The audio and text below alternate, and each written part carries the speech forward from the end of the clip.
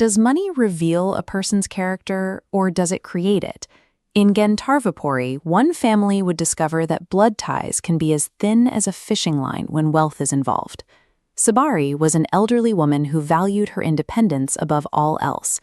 Every morning, she walked to the local pond to catch fish, selling her small haul to buy enough grain for the day. She had 3 sons, but they lived in 2 different worlds. Her 2 eldest sons owned the grandest houses in the village. Meanwhile, her middle son, Ramu, lived in a small, weathered hut, barely making enough to keep his own family fed. The older brothers lived behind high walls, while their mother mended nets on the pond's edge. In Gandharvapuri, family loyalty seemed to stop exactly where poverty began. This quiet arrangement collapsed when Sabari fell ill. The fever was so severe she couldn't stand, let alone fish. She was left alone, with no way to provide for herself. The wealthy brothers heard the news. They had coins to pay doctors and the space to house her, yet they stayed in their mansions. They chose their own comfort over their mother's life. Ramu and his wife Janaki didn't wait for a request for help. As soon as they heard the terrible news, they ran to Sabari's side and carried her to their tiny home. They had very little to offer, but they gave it all. They spent their savings on medicine and shared their meager meals, nursing her day and night until the fever finally broke. The sons with the most to give offered nothing.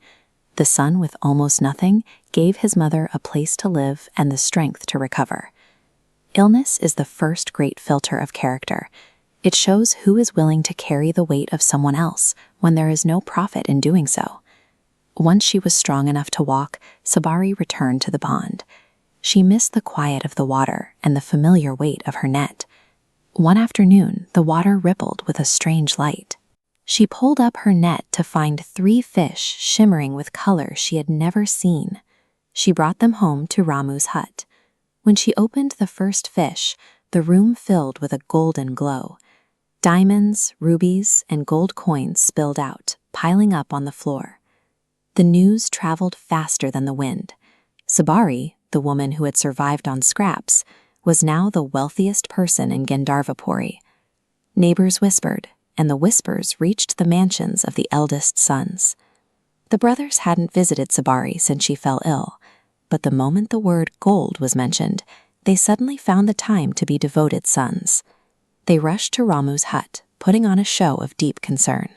They hugged their mother and wept, acting as if they hadn't spent the last month ignoring her existence. Look at the timeline. When Sabari's life was in danger, the line stays at 0.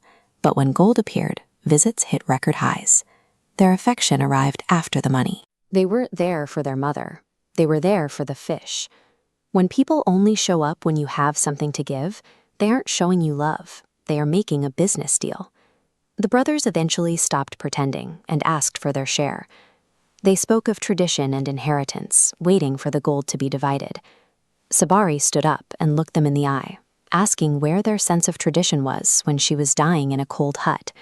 She asked them why they only found their love for her in the bottom of a gold-filled fish. She shamed them in front of the whole village.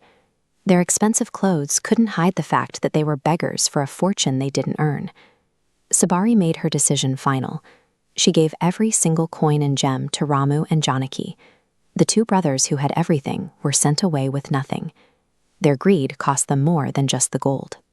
By trying to protect what they already had during her illness, they lost out on a fortune that would have changed their lives forever. Gold can be lost, stolen, or spent. It is a temporary thing that passes from hand to hand every day. But the way we treat people when they have nothing to offer us is a permanent record of who we are. Take a look at your own circle. Are the people around you there because of what you have, or because of who you are? If you found this story valuable, hit the like button and subscribe. Let us know in the comments, what is the true test of a person's heart? True wealth isn't found in a pile of gold. It's found in the person who holds your hand when your pockets are empty.